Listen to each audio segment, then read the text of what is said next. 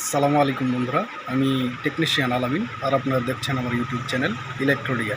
এই পর্যন্ত আমাকে ভালোবেসে যারা আমার চ্যানেলটিকে সাবস্ক্রাইব করে আমার সঙ্গে রয়েছেন তাদের সবাইকে অসংখ্য ধন্যবাদ। যারা এখন পর্যন্ত আমার চ্যানেলটিকে সাবস্ক্রাইব করেননি তাদেরকে বলবো এলসিডি এলইডি টিভির বিভিন্ন কাজের সমস্যার সমাধানের ভিডিও পেতে আমার চ্যানেলটিকে সাবস্ক্রাইব করে অবশ্যই আমার সঙ্গে থাকবেন। বন্ধুরা, আজকে আপনাদের সামনে নতুন একটি কাজ নিয়ে হাজির হয়েছি এবং সেটা হচ্ছে 32 ইঞ্চি একটা চাইনিজ ব্র্যান্ডের সনি এলইডি টিভি। সেটা ব্ল্যাঙ্ক ডিসপ্লে, নো পিকচার, মানে গ্রাফিক্স তৈরি হচ্ছে না। তো প্যানেলটির কী সমস্যা বা এলইডি টিভিটির কী সমস্যা, চলুন বিস্তারিত দেখে নিই। দেখতে পাচ্ছেন যে আমার সামনে 32 ইঞ্চি একটা এলইডি টিভি, এটা ওপেন করা। তো এইটা মূলত ব্ল্যাঙ্ক ডিসপ্লে। তো প্রথমে আমরা এইটার প্লাগ ইন করে আমি আসলে এটার যে প্রবলেমটা, সেই প্রবলেমটা আপনাদের সঙ্গে শেয়ার করব। মূলত এই টিভিটা একজন টেকনিশিয়ান আমার কাছে নিয়ে এসেছেন এটা রিপেয়ারের জন্যে। সো বন্ধুরা, এখানে দেখতে পাচ্ছেন আমি এসি প্লাগ ইন করছি। এসি প্লাগ ইন করার পর এখানে ইন্ডিকেটরটি জ্বলতেছে। আমি যদি এটাকে স্ট্যান্ড বাই রিলিজ করি, স্ট্যান্ড বাই রিলিজ করার পরে এটার প্রবলেমটা কি সেইটা মূলত আমরা দেখব এবং এইটা সমাধান করার চেষ্টা করব স্টেপ বাই স্টেপ। বন্ধুরা, দেখতে পাচ্ছেন এখানে ব্যাকলাইট গ্লো করতেছে, আমার টিভিটি আমাদের স্টার্ট হয়ে গেছে। তো এখন যদি আমি দেখি যে আমাদের সিমটমটা কি, বন্ধুরা এখানে দেখতে পাচ্ছেন আমাদের টিভিটি কিন্তু অন হয়ে গেছে। এখানে কিন্তু ব্যাকলাইট রয়েছে, লাইট রয়েছে, কিন্তু আপনার কোনো ধরনের গ্রাফিক্স কিন্তু আমরা দেখতে পাচ্ছি না। বন্ধুরা, টিভিটিতে কোনো ধরনের গ্রাফিক্স কিন্তু আমরা দেখতে পাচ্ছি না, শুধুমাত্র ব্যাকলাইট জ্বলছে। সো বন্ধুরা, এইটার জন্য যেটা করতে হবে, বন্ধুরা টিভিটির প্রবলেমটা আমরা দেখে নিয়েছি অলরেডি। তো এখন আমরা দেখব যে এটা কিভাবে সলিউশন করা সম্ভব হয় এবং আদৌ সলিউশন পসিবল কি না। তো আমরা চেষ্টা করে দেখব এবং আপনাদেরকে ইনশাল্লাহ লাইভ দেখানোর চেষ্টা করব। বন্ধুরা, এইখানে ফার্স্ট যেটা করতে হয়, আমাদের প্যানেলের যে কোনো প্রবলেমের ক্ষেত্রে আমাদেরকে যেটা করতে হয় সেটা হচ্ছে আমাদের প্রবলেমকে ইন্ডিকেট করার জন্য ফার্স্ট আমাদের প্যানেল ভিসিসি সাপ্লাইটা ওকে রয়েছে কিনা সেটা আমাদেরকে দেখতে হবে। বন্ধুরা, এখানে দেখতে পাচ্ছেন আমাদের প্যানেল ভিসিসি সাপ্লাইটা, এখানে মিটারে দেখেন 7.86 ভোল্ট আমাদের প্যানেল ভিসিসি সাপ্লাইটা দেখাচ্ছে। এবং এই প্যানেলের নাম্বারটা আমি আপনাদেরকে একটু ক্লিয়ার করে দেখাই। দেখতে পাচ্ছেন PT 320 AT011XC3। সো বন্ধুরা, এইটা হচ্ছে আমাদের প্যানেলের নাম্বার এবং প্যানেলের নাম্বার এইটা। আর এটার প্রবলেমটা কোথায়, এখানে যদি অন্যান্য ভোল্টেজ দেখি বন্ধুরা, এইখানে 3.3 ভোল্ট ভিডিডি ভোল্ট থাকার কথা, এখানে কিন্তু 2.1 ভোল্ট 2.2 ভোল্ট আমরা দেখতে পাচ্ছি, যেটা ফ্লিকারিং করছে, স্টেবল নেই। সো এটার মেন যে প্রবলেমটা আমরা ফার্স্ট টাইম অ্যানালাইসিস করলাম সেটা হচ্ছে আমাদের যে প্যানেলের TCON-এর ভিসিসি সাপ্লাইটা দরকার সেটা প্রপারলি পাচ্ছে না, যার জন্য কিন্তু আমাদের প্যানেলে গ্রাফিক্স আসার কিন্তু কোনো সম্ভাবনা নেই। কেননা আমি আপনাদেরকে আর অন্যান্য যে ভোল্টেজগুলো রয়েছে সেটা দেখাই। এখানে দেখেন ভিজিএল ভোল্টেজ, আমাদের ভিজিএল ভোল্টেজটা কিন্তু -1 বা সামথিং স্টেবল, নট স্টেবল এরকম দেখাচ্ছে, মানে স্টেবল না। তো এইখানে যদি VGHF যে ভোল্টেজটা রয়েছে, তো এইখানে দেখেন VGHF যে ভোল্টেজটা রয়েছে এটাও কিন্তু আমাদের এইখানে কোনো ধরনের ভোল্টেজ আমরা মিটারে দেখতে পাচ্ছি না। আমাদের ABDD ভোল্টেজটা যদি দেখি, এখানে ABDD ভোল্টেজ, তো এবিডিডি ভোল্টেজটাও কিন্তু এখানে নেই। সো বন্ধুরা, এই ছিল মূলত আমাদের প্যানেলের সমস্যা। তো ফার্স্ট আমরা কি করব, আমাদের যে ভিসিসি সাপ্লাইটা রয়েছে, তো এই সাপ্লাইটা আমাদের যে মাদারবোর্ড রয়েছে, এই মাদারবোর্ড থেকে একটা মসফেটের মাধ্যমে আমাদের যে LVDS কেবল রয়েছে LVDS কেবলে আসে, কিন্তু আসার পরে আমাদের যে TCON-টা রয়েছে TCON-এ সাপ্লাই দেয়। সো ফার্স্ট টাইম আমি কি করব, আমি মসফেটটাকে না লাগিয়ে ফার্স্ট টাইম আমি এখানে 12 ভোল্ট সাপ্লাইটাকে ইন করব। ইন করার পর দেখব যে আমাদের ভোল্টেজটা ওকে হয় কিনা এবং আমাদের প্যানেলটা ওকে হয় কিনা। যদি ওকে হয় তো ভালো, এবং ওকে না হলে নেক্সট স্টেপে আমরা আগাবো। আসলে একা একা ভিডিও করছি, যার জন্য ভিডিও পোস্ট করে কাজ করার পর আমি আপনাদের সঙ্গে শেয়ার করছি। সো বন্ধুরা, ভিডিও যদি ভালো লেগে থাকে অবশ্যই ভিডিওতে লাইক দিয়ে আপনাদের বন্ধুদের সঙ্গে শেয়ার করতে ভুলবেন না। সেই সাথে যারা এখন পর্যন্ত চ্যানেল সাবস্ক্রাইব করেননি তাদেরকে বলবো এলসিডি এলইডি টিভির বিভিন্ন কাজের সমস্যা সমাধানের ভিডিও পেতে আমার চ্যানেলটিকে অবশ্যই সাবস্ক্রাইব করবেন। সো বন্ধুরা, আবার ফিরছি। বন্ধুরা, দেখতে পাচ্ছেন আমি এইখানে একটা জাম্পার ওয়্যার কানেক্ট করেছি, একটা তার কানেক্ট করেছি। এটা হচ্ছে আমাদের যে মাদারবোর্ড রয়েছে, মাদারবোর্ডের যে এখানে 12 ভোল্ট সাপ্লাই, আমাদের যে ডুয়েল ডায়োড, এই ডুয়েল ডায়োডে যে 12 ভোল্ট সাপ্লাইটা আমাদের জেনারেট হয়, এই 12 ভোল্ট সাপ্লাইটাকে সরাসরি আমাদের প্যানেলে সাপ্লাই দিয়েছি সাপ্লাই হিসেবে, যাতে আমাদের সাপ্লাইটা প্রবলেম না হয়। তো এটা যদি প্যানেলটা ওকে হয়ে যায়, তারপর আমি এই মাদারবোর্ডটাকে আবার মডিফাই করব অরিজিনালিভাবে।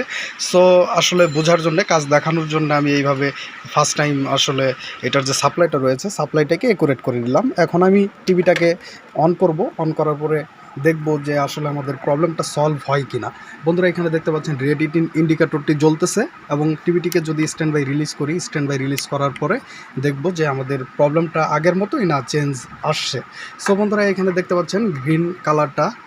সো এখন যদি আমি আমাদের যে টিভিটি রয়েছে, টিভিটির যে ভোল্টেজ সেগুলোকে যদি মেজার করি, বন্ধুরা টিভিটির ভোল্টেজটা, আমাদের যে ভিসিসি সাপ্লাইটা রয়েছে সেই ভিসিসি সাপ্লাইটাকে আমি এখানে মিটার করি আমাদের ফিউজে। আমি দেখতে পাচ্ছেন বন্ধুরা, এখানে আমাদের ভোল্টেজটা দেখেন 12 ভোল্ট কিন্তু আমাদের স্টেবল রয়েছে। এর মানে আমাদের প্যানেলের যে ভোল্টেজটা দরকার সেটা কিন্তু ওকে হয়ে গেছে।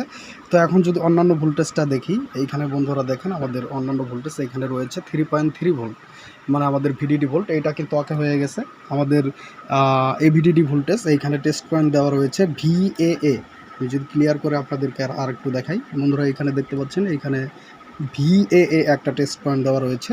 এইখানে আমাদের এভিডিডি ভোল্টেজটা রয়েছে 15 ভোল্ট, এবং আমাদের যে VGH অ্যাপ ভোল্টেজটা, বন্ধুরা এখানে দেখতে পাচ্ছেন VGH অ্যাপ ভোল্টেজটা, এইখানে ভোল্টেজটা রয়েছে আপনার 33.26 ভোল্ট, মানে 33 ভোল্ট। এটা কিন্তু আমাদের ওকে রয়েছে।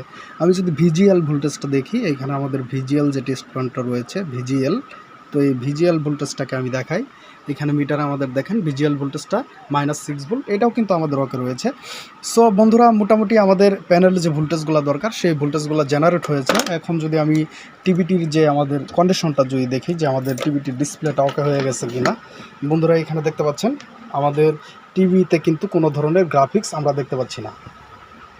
আমাদের টিভিটিতে কোনো ধরনের গ্রাফিক্স কিন্তু আমরা দেখতে পাচ্ছি না। এর মানে আমাদের যে প্রবলেমটা ছিল সেই সেম প্রবলেমটাই কিন্তু আমরা দেখতে পাচ্ছি।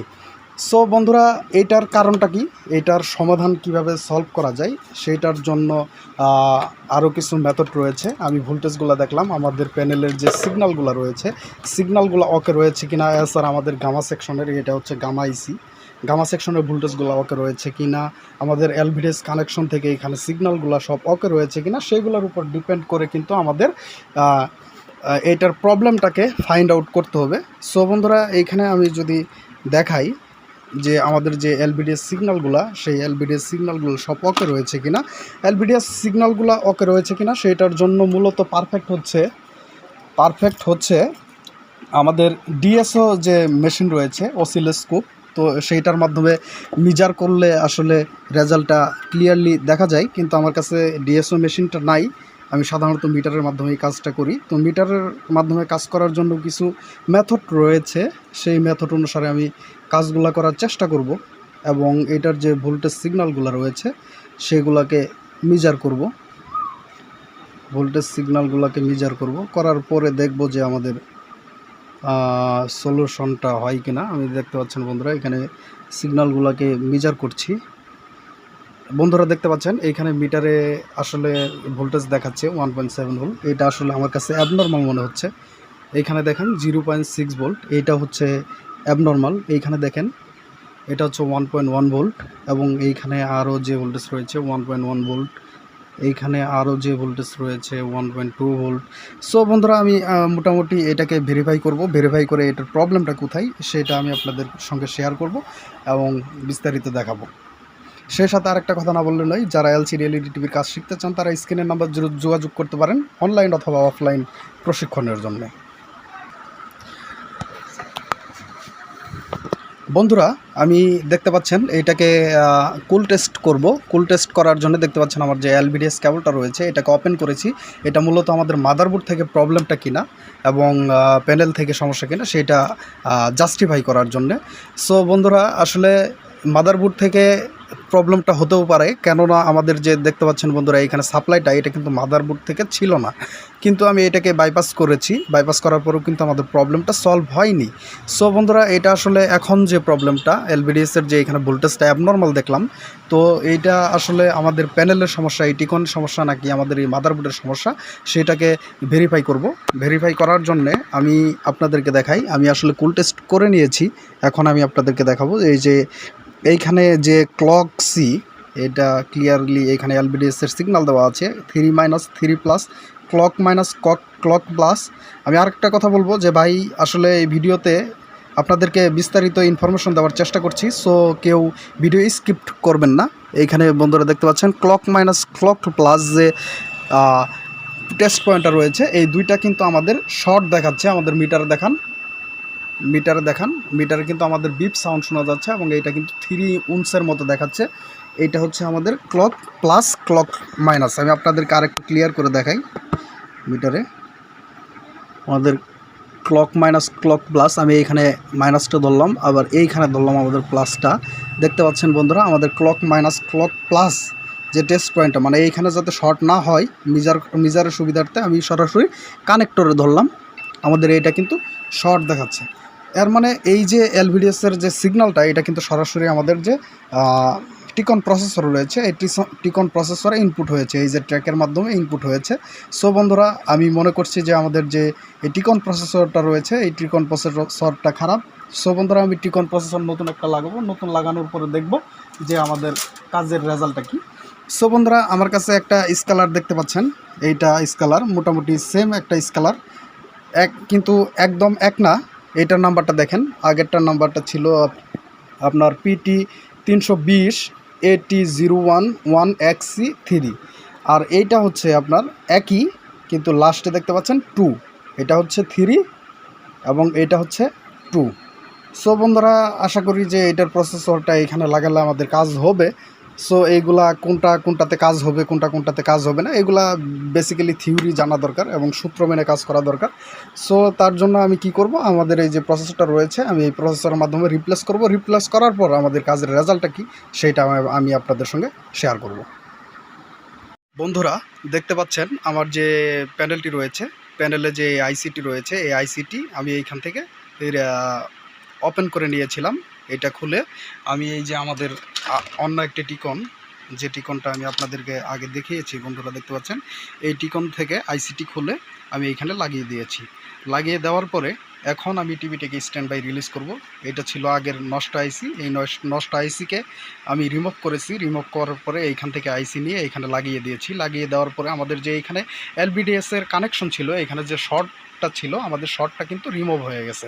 শর্টটা রিমুভ হওয়ার পরে এখন আমি যদি টিভিটিকায় স্ট্যান্ড বাই রিলিজ করি এবং স্ট্যান্ড বাই রিলিজ করার পরে দেখি যে এটার প্রবলেমটা সলভ হয়েছে কিনা। সো বন্ধুরা এখানে রেড ইন্ডিকেটর জ্বলতেছে, তো এটাকে আমি স্ট্যান্ড বাই রিলিজ করলাম। স্ট্যান্ড বাই রিলিজ করার পরে আমি দেখব যে আমাদের কাজের রেজাল্টটা কী এবং আমাদের কাজটা সাকসেস হয়েছে কিনা। সো বন্ধুরা অবশ্যই বলবো যে ভিডিও যদি ভালো লেগে থাকে তো অবশ্যই ভিডিওতে লাইক দিয়ে আপনাদের বন্ধুদের সঙ্গে শেয়ার করতে ভুলবেন না।